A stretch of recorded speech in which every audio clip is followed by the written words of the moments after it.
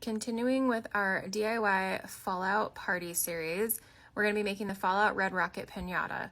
Now for this one, you really only need a couple of things. You need this printable label.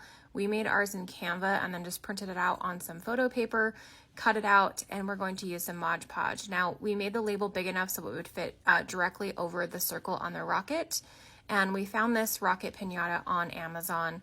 It was pretty much the closest thing that we could think of to utilize for the Fallout birthday party that we threw for our son. And it actually ended up working out pretty great, and the colors worked really well with the party as well. So we're just using some Mod Podge to cover the entire label so that it sticks really well to the piñata. Now you're going to want to print 2 of these. We made the mistake the first time of only printing 1 because we didn't realize that you're going to want a label on both sides because the rocket does have a front and back. So just attach it once you have all your glue, let it dry before you put the rocket upright.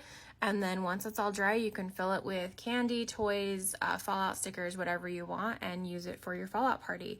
And you can find the exact rocket that I used along with the label and the full tutorial on my blog, which there is a link in the bio.